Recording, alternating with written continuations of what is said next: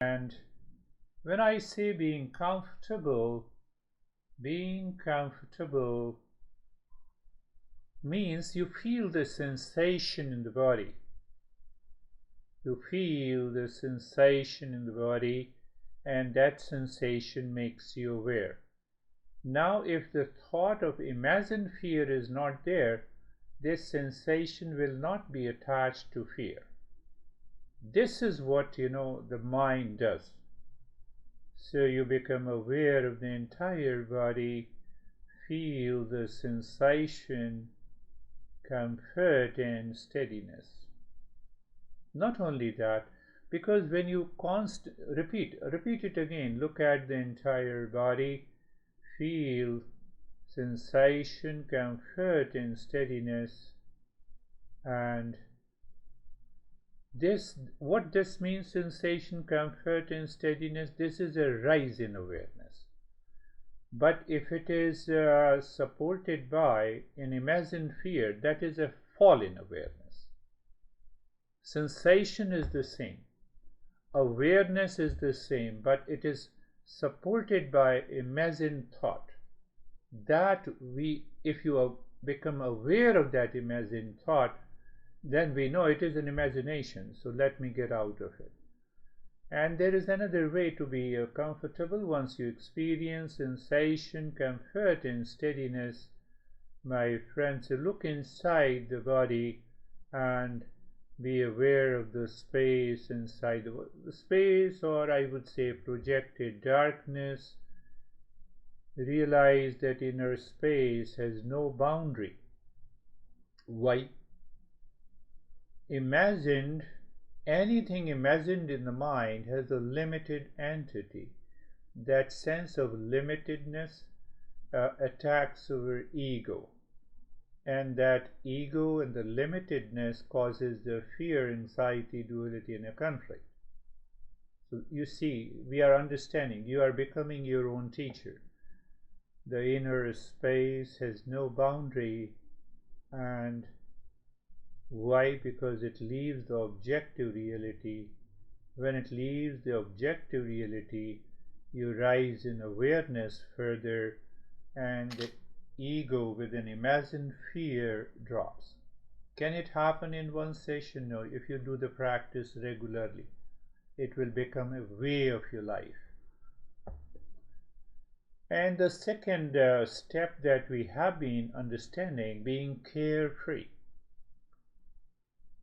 And I said you have to let us understand it deeply, why that imagined fear was there. So first understand and be carefree. What that means?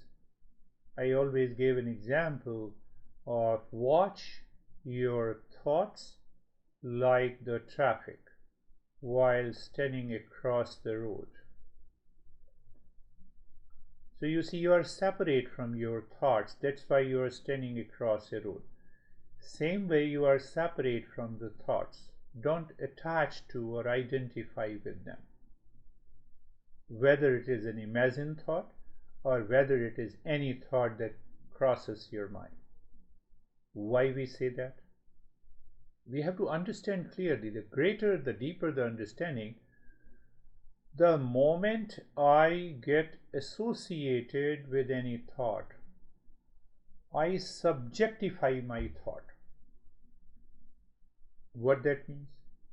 Say, for example, I say I am in stress. I have already subjectified the stress. The stress is objective. What it means? With that example of a metaphor, that traffic is the stress and you are standing across the road. So when I don't see they are separate, then when I say I am stressed, I become stressed. Then I and the stress become one. Then I and the imagined fear becomes one. It's a great step. We are going slowly deeper into this being carefree. I know you have been taking it so casually. No. So what is going to happen? If objectification is there, then you rise in awareness. Even if you have a thought of imagined fear, it doesn't affect you. It doesn't cause you any anxiety because there is a separation. How can you have an anxiety when you are standing across the road and watching the traffic? Pay attention without attaching any thought that comes to you and goes. Another way we say it is a kind of detachment. But it doesn't happen so easily. Why? Because of the mind that we are going to have a talk. So now check. Another way to check. What is the other way to check? Experience the sensation, comfort, and steadiness in the body, and hold on to that steadiness in the body. The mind will try to run away outside with particular thought. Impulsive movement of the body may happen, but you have to maintain your attention not to move the body at any cost. Why? In the beginning it is required. Why? We need a sense of endurance. Why we need a sense of endurance? To drop those imagined feeling and the sensation to go away. You see, I'm linking it. Be very clear about it. So even if you are practicing for 5 minutes these two steps of being carefree and comfortable, it will go a long way. It is going to bring about a change in your emotional dependence on these thoughts. It is going to bring about a change in behavior. But now it is not easy to that it happens easily. So what we do, so we move to the third step. What is the third step? That you look inside the forehead in the space. You keep looking into the space, whether it is dark space or inner space, and at the same time you start breathing quick and gentle breath through both the nostrils into the chest. It should be a rhythmic breath, and the mind, imagined mind, will return again. It will resist not to do it, but you do it. You experience the change in the sensation. They are good. One. And if the mind says, no, I don't want to do it, don't listen to the mind. Endure it and do it. Why? Because we want to change that negative mindset. That is why we are doing the breathing. It is not because oxygen concentration increases. These are the byproducts.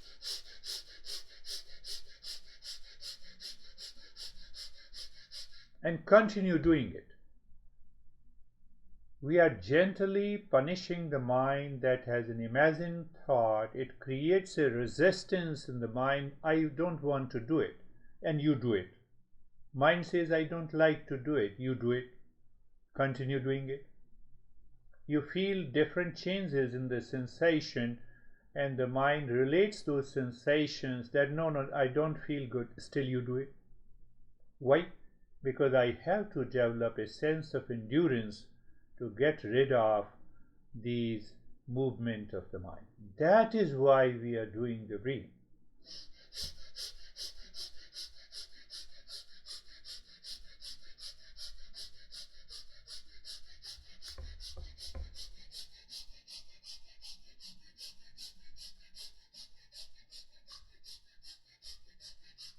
Continue doing it. You continue to find some changes in the sensation, tingling sensation, numbness, and the mind tries to relate it to something negative, and you continue doing it. You endure it. You don't look at the resistance of the mind. The mind plays hundreds of tricks, and you don't listen to it.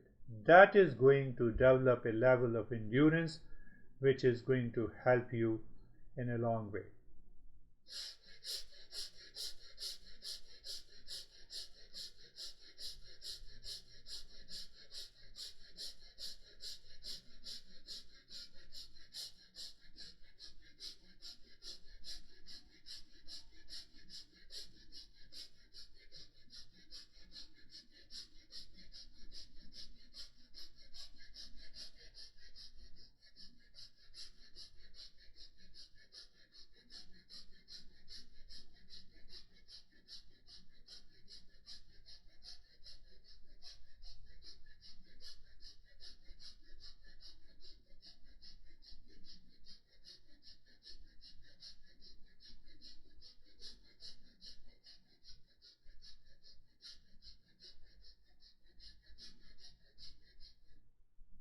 and stop it. Just do nothing.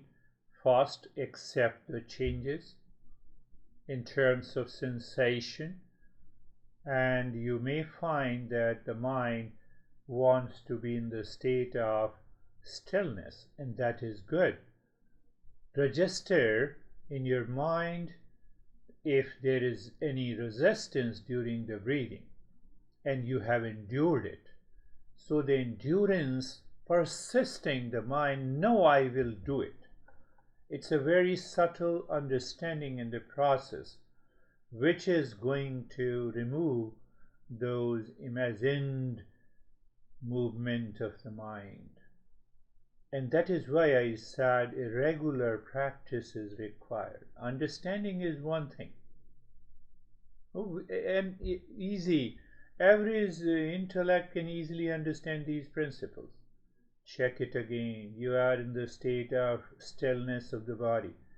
These movement still shows, and it gives an excuse. No, I have an itching. You hold the itching also. No way you don't move it. And that is why I gave you the another step. Look at the head and the neck.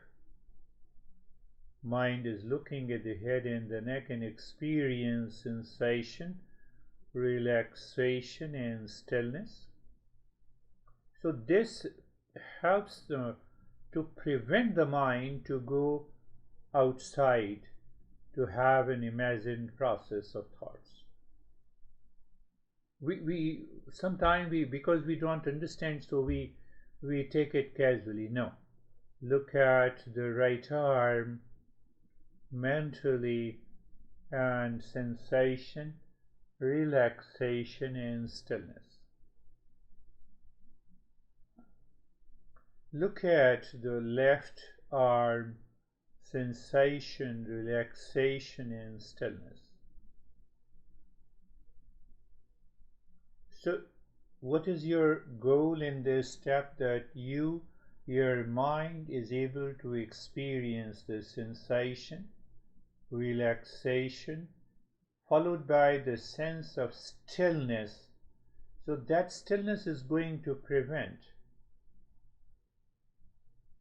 In the beginning, it may be with persistence or endurance, and gradually, when it becomes natural, you will see that you have already risen into a higher level of awareness. That is why the Eastern wisdom has worked on thousands of practices to help people move the mind on the middle portion of the body, from the shoulder down to the waist, in the front and the back. Be there, feel this and experience the sensation, relaxation and stillness. So we divided the body into major parts. Why? That's another very deeper and subtler step we will understand in the following sessions. So looking at the right leg, so how you look at the right leg, it is again a kind of a thinking image of the right leg, from the right side of the waist to the toes, and experience sensation, relaxation and stillness. Same time you are registering a memory of even a slight movement of the body. Why you are registering? The next time when you do it, you will it first that I'm not going to move it. No issue at all. Take it everything at easy, but with a clear understanding. Move the mind on the left leg, and sensation, relaxation and stillness. The mind on the entire body, from the top of the head to the toes. Sensation, relaxation and stillness. So when you live into that state, you are basically moving into a higher awareness. And that higher awareness will help you to discover even a slight resistance by the mind, not in the form of a thought, but sometime in the form of a movement of the body, itching, etc. And the more you become aware, we will rise into a deeper state. But now we are going to deal at a subtler level of those likes and dislikes by the mantra.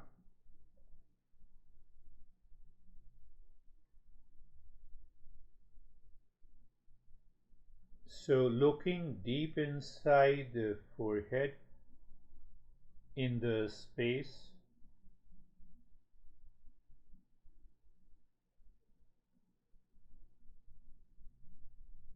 and so you are aware of the space, that is your a point of reference. From that awareness of the space, you feel the breath is going in. The moment the breath goes in, on the breath you drop mantra Om Shanti. The moment the breath comes out, in the space you drop Om Shanti. Om Shanti, Om Shanti.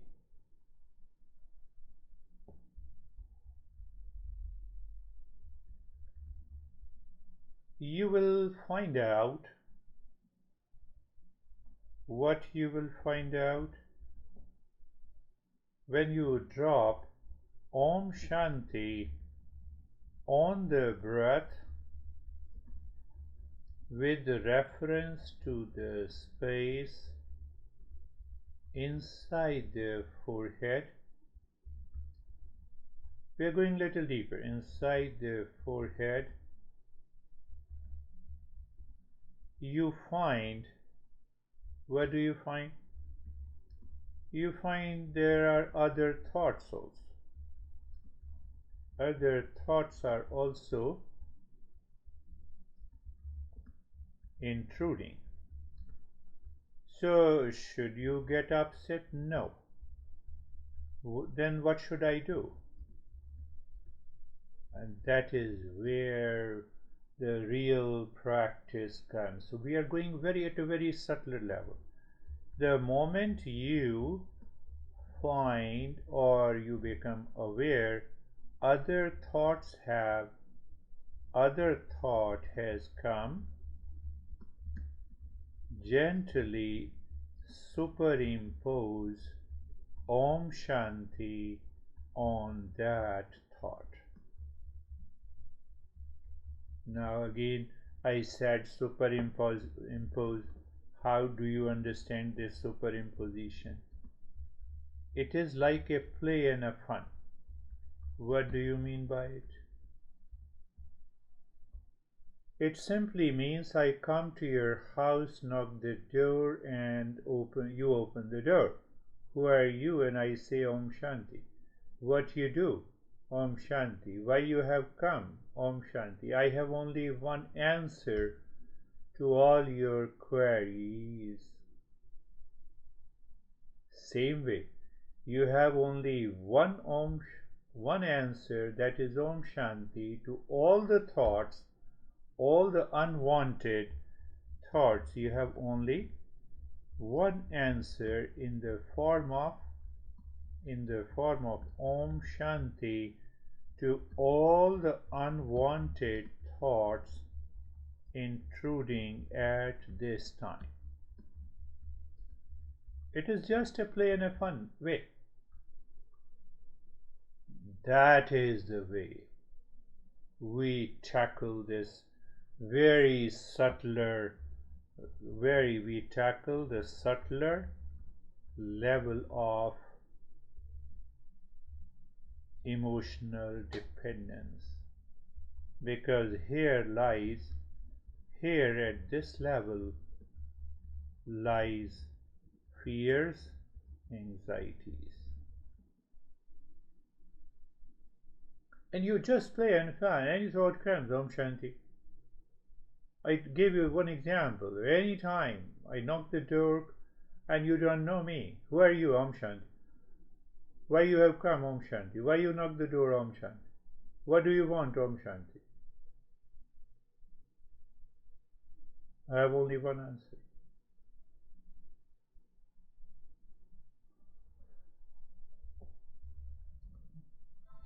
When you have one answer,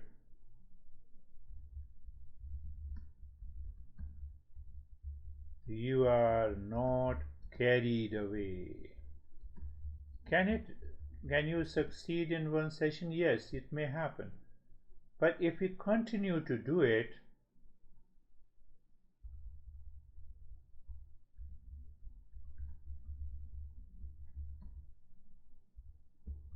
the time comes you succeed at any time, anywhere.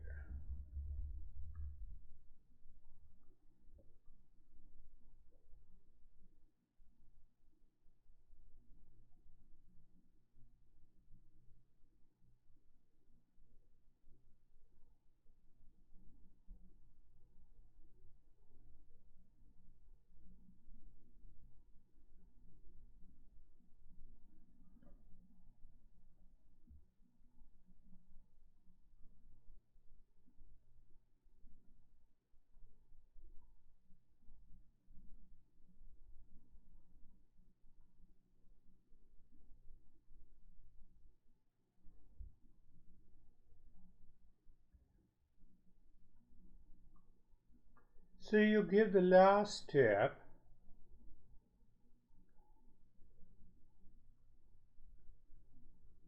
some time every day. You increase the duration of the last step.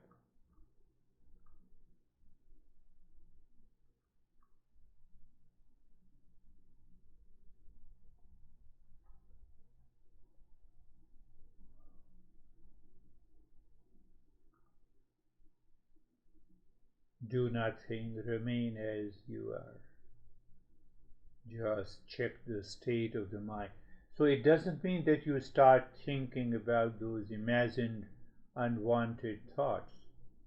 If the mind stops going back to those unwanted, unwelcome thoughts, make it sure that those strong likes and dislikes and emotional dependence is dissolving.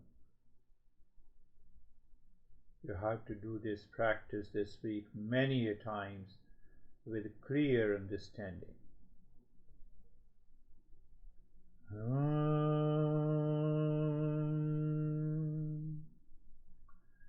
Shanti, Shanti, Shanti. Om Shanti, Shanti, Shanti. Om Shanti, Shanti, Shanti. Bring your mind on the right hand, your mind on the left hand. Lift your both your palms, place it in your eyes, open the eyes inside. Know your experiences, bring the hands down. Most important question we should ask at the time of being into anxiety, duality, and a conflict. What is the most important question?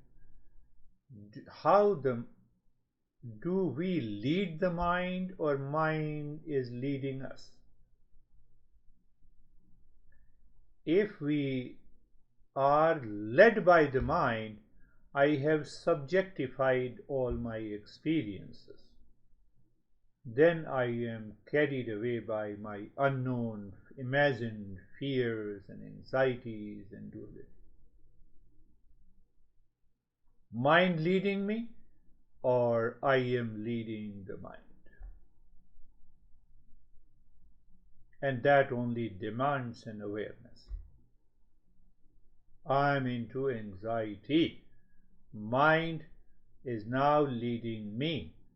Now I forget my nature and then the mind keeps on leading me. What happens when mind leading me? I have a chain of thoughts pertaining to anxiety. I forget my nature. That is why it is known as mind runs on autopilot, driven by the habits, passions, impulses, or chance choices. I can lead the mind.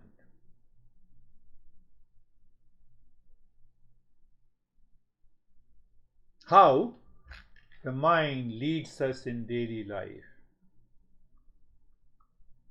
Any manifestation of anger, fear, anxiety, duality, conflict, raw emotions, I have to become aware. Oh no, mind is leading me. Mind is dictating over me. Hold on. Hold on. Any form, in any situation,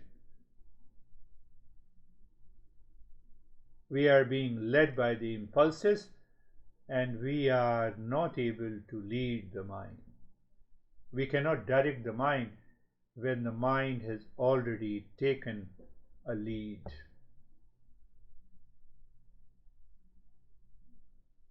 Another point, happens because of the habit of thinking. Where is the pattern of thinking coming from the past events and incidents? That is why we need to do the practice.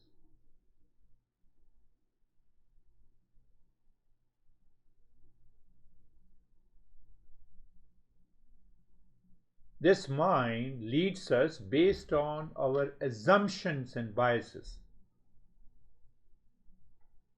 Many assumptions and biases are there. Oh, this guy is a drug dealer, and then we have already heard a very dreadful stories about those drug dealers. So my assumption takes the shape.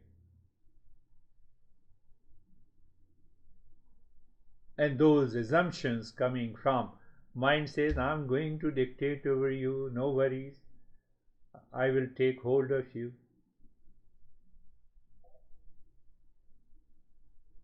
So we form hundreds and millions of prejudices being formed from the social media, from the world outside. We create a sense of assumptions. These assumptions live in the mind, and then we have those imagined anxiety. Even, I have an imagined anxiety, I have an imagined fear.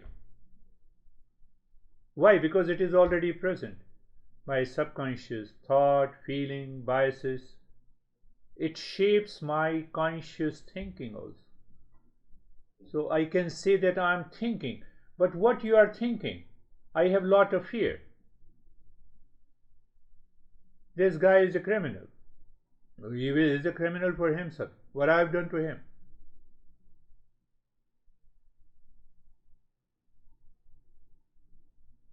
I thought that me not loaning money would make him angry and he would want to hurt me. That is your assumption. That is your assumption. It's not the truth. It's not the truth. Yeah. That is your assumption. Because then what happens? Your demeanor, your habit, your expression, your gesture in the present of that guy shows that I have lot of money, but I'm not ready to give you the money. That assumption has already created an image about you first, that you are presenting that image to that guy.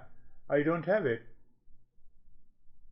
That's why I cannot lend you. I don't have it. So are you speaking a truth? Yes, I'm speaking a truth. I don't have money for the drug. I don't have money for the criminals. Yeah. So I'm speaking the truth. So I'm very clear. So your assumptions, imagined fear takes over. Oh, I have the money. I know how much money I have in my bank account, but I don't want to give. So our subconscious thoughts and feeling and biases, it shapes your conscious thinking. And now you say, I'm consciously thinking, what should I do? You are consciously thinking with those imagined assumptions and biases. habits and ingrained patterns of thinking are difficult to break. And that is why I have been telling you, understanding is one thing, but the practice is second. We have to do the practice. Understanding is thing. What if I were to, how would you handle, like, what if you were to threaten me? What if I have somebody that threatens me? So that is your another assumption. What if a tiger is in front of you and attacks you? What you will do? Don't tell me. If the fox is attacking you, coyote is going to attack you, you know what you do. 90% you have a reflex action, and if you are conscious, you save yourself. So you are assuming. Let me assume, let me imagine, the guy is coming with a pistol. You don't know. 90% is a reflex action, but at the moment 10% you are conscious, your entire reflex action saves you. It saves you from great fears. It has happened to hundreds of people. Yeah. Our brain have a biological drive, but obviously at the same time, as a human being, I have a free intellect. And that biological drive, I can give it as a conscious path, which the lion cannot give, and that is why we put the lion into the cage, even if they are stronger than us. Same thing, if the lion is a criminal, we can put that into the cage. Yeah. By our wit, by our wisdom.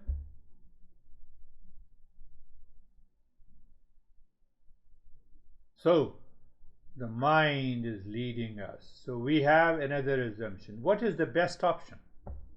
Mind leading us, or we are leading the mind? So if I have to lead the mind, obviously I have to understand. I have to understand the mind. I have to take over the mind, not only once, every day, 24/7.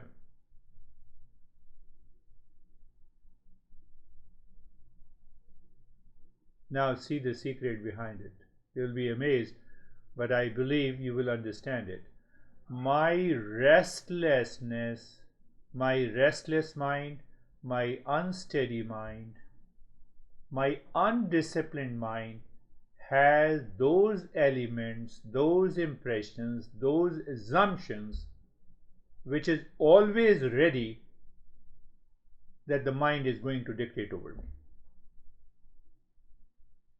which I am not aware. So what the Eastern wisdom says, restless mind, it should be restfulness. Unsteady mind, it should be steady. Undisciplined mind, it should be disciplined. When? How? Every day, until we reach to that state. Why?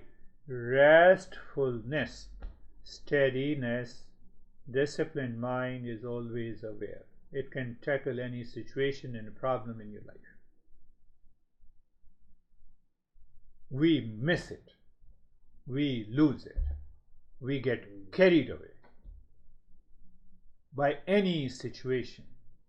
We can make a small thing as a whole big.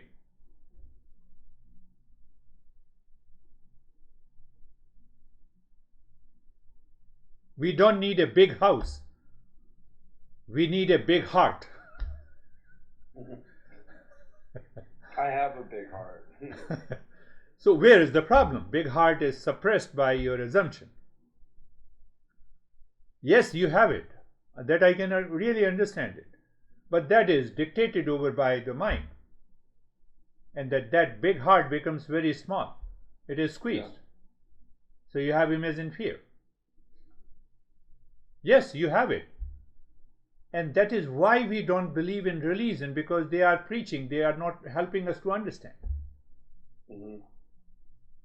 That's why majority, 90% of the people, even they go to religious places for offering a prayer, and the preacher says, be kind, and they say, how the hell you are saying? If the guy is criminal, how can I be kind? It's a question of leading the mind or being led by the mind. And mind is leading me, obviously it will contain an element of restlessness, unsteadiness, undiscipline.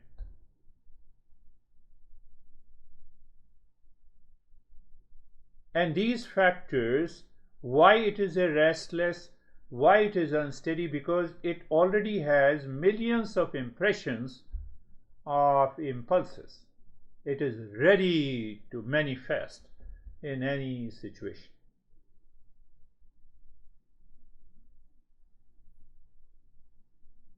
Why it has, that we will take up later. There are many reasons, because otherwise we will be deviating from the main issue. So should we lead the mind? Answer is yes. We can consciously direct our thoughts and change our attitude. I have an imagined fear, so I objectify first. That means I am aware of that imagined thought of a fear. Then I say, let me see, where is the fear at present? There is no fear at present. So am I in peace? Yes. That is why I am thinking.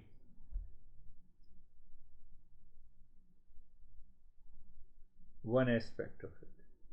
The moment I am aware, I objectify those imagined assumptions and the thoughts. I am already free from it.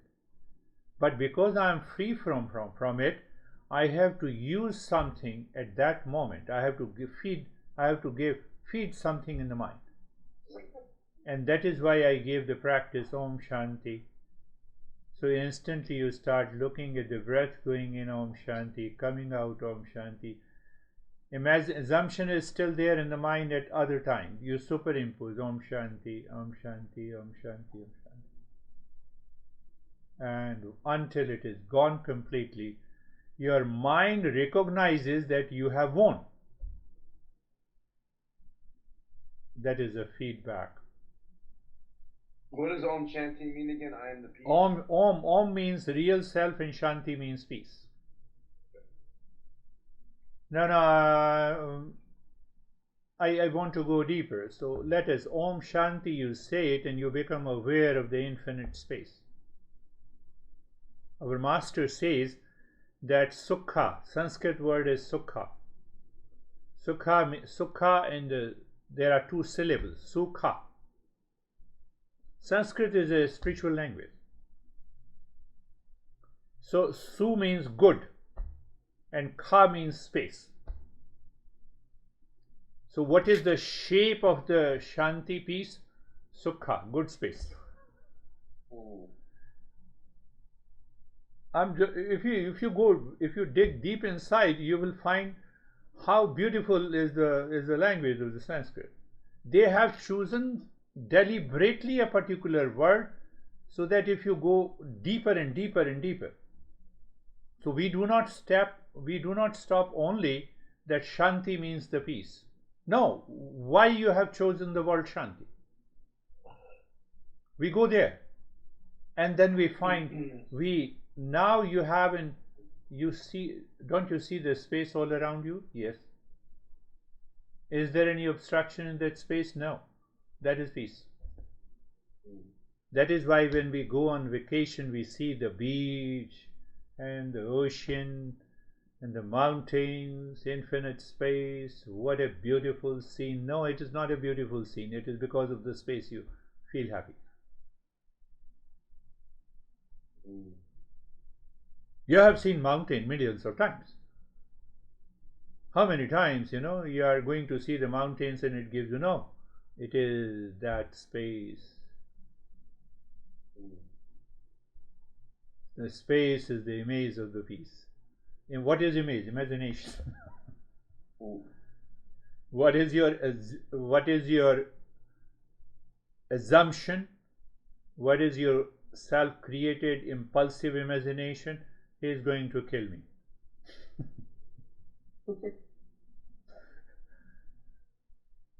You forget your physical strength. I know you can beat at least 2 or 3 people. You have such a strong physical strength. I am a weak guy. But yes, I have a very strong will and mind. I can beat even people who can beat physically 10 people. I can beat 50 people through the mind. Yeah. So you forget your strength. You forget your strength when you have an imagined fear. The mind is leading you. Correct. And me thinking that someone is going to kill me is irrational. And yes, it is impulsive. Yeah. And it comes again, remember, restless mind, unsteady mind, unwanted thoughts are there. I have to discipline it. Yeah. Not only by understanding but by regular practice. I'm returning again. So now let us pick up another way to understand what is this mind is. We use the mind structurally one. Always remember. Mind is structurally one but functionally 4. Smartwatch is structurally one but it has many functions. Yeah. You can call, you can record a video, you can send a message, you can download the app and you can play with the app. One guy, I was teaching him the importance of relaxation, and whose mind is quite young, maybe is around 29 or 30. After 40 sessions, he said, "Sir, should I tell you one thing?" I said, "Tell me." So I spend 1 hour on a dating app every day. It is an imagined infatuation and sensuality. So even after 40 sessions, I told him that you didn't change. Because that level of awareness has not developed. I'm not saying use it or don't use it. You are learning Eastern wisdom. So what happens the moment phone is in hand, imagined dating app. I said, keep on doing it, And then he complained to me that I have, my mind becomes angry and agitated and I fight with my dad. I said, you should. So do you think that it is related to that? I said, no, I don't say anything. You have to inquire. Do the self-inquiry. Eastern wisdom says self-inquiry is the best way. Don't believe what I say. Contemplate and reflect. But this is one of the many reasons because you are already living in fantasy. And your parents are saying that do something, my son. So there is a big gap between the two. I am not saying do it or don't do it. Why should I say it? It's your life. That is so mind has 4 functions. The way I gave an example of the smartphone is one. So we divide into 2 categories. The first pair, 2 pairs. First pair is the mind and the memory. This mind has a simple thinking. But if I don't become aware of this mind, it has an element of restlessness. It has an element of undiscipline. It has an element of hesitation. If I am not aware, this mind is restless, mind is undisciplined, But from where it comes? Because of the memory. And what is the memory? I can retrieve the memory of those impulses and urges all the time. I can also retrieve the positive memory. But because the mind is not disciplined, it is not restful, it is undisciplined, it is unsteady, so it will take all its material from the memory. So what is that memory? You see a beautiful girl, sensuality. You have accumulated one impression. And then we become very great moral person. When I see my mom. Come on. Are you talking to me? I know your mind deeply.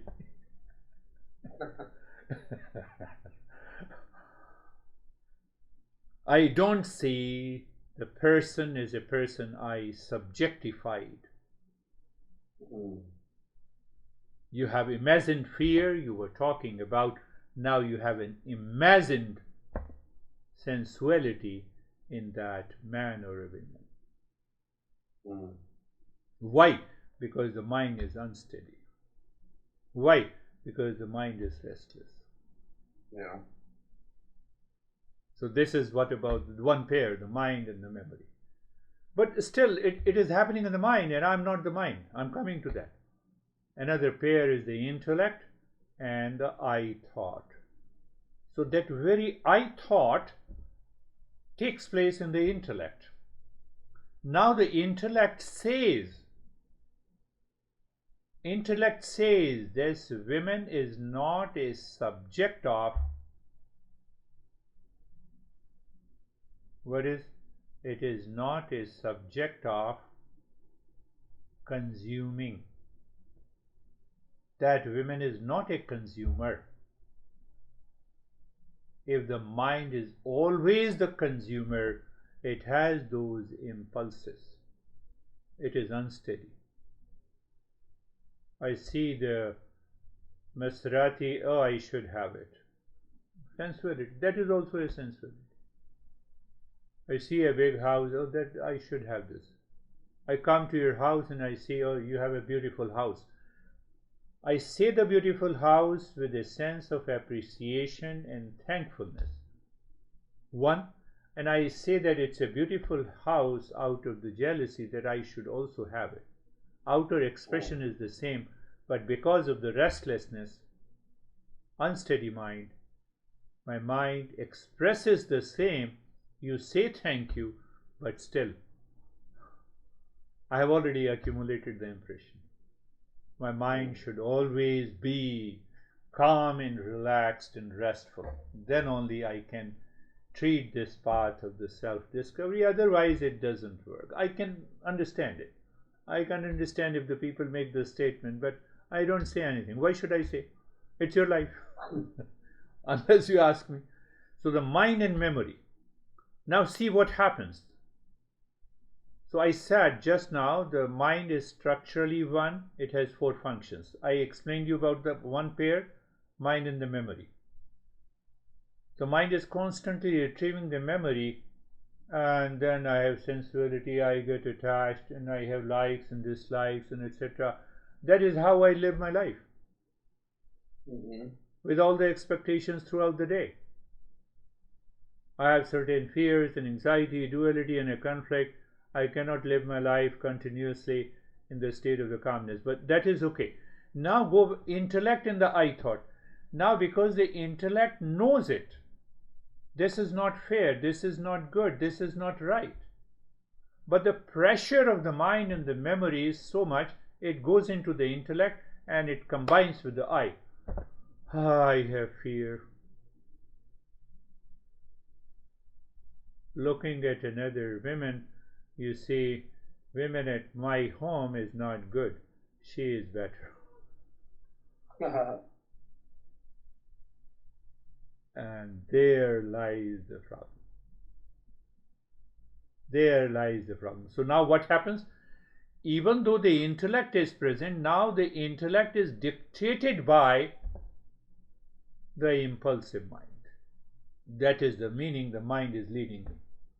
And then through the intellect I rationalize. That is what you just discussed with me in the very beginning. And I just branded it. It is your imagined fear. Yeah. Your intellect has rationalized it. And it keeps on rationalizing on a wrong thing. You have put the wrong logic. It is not a factual logic. Why? From where it comes? From the one pair, mind and the memory. Why it comes from the mind and memory? Because you have not purified the mind. You are not doing the practice regularly. I know it. You have to do the practice regularly until the mind is settled completely. You wake up in the morning. Until you wake up and until you retire to the bed, your mind says, I am in peace and calm. I am not dictated by outer situation, conditions. That is the way of the Eastern wisdom. So sometimes it takes time for people to understand. No, I have understood it. Last point is also very important. I'm summarizing it. I have been repeating to you that an average intellect who is totally illiterate, who has not gone to the school also, if you teach these principles, he will say, I have understood it. Understanding takes place in the intellect. That is one thing. That is what it means. The understanding takes place in the intellect, but the lifestyle depends on my mind. So that understanding should be realized in the mind. How? By practice, by contemplation. I understand that I can build my six-pack. I understand. How? As you have. You have six-pack or 12 packs?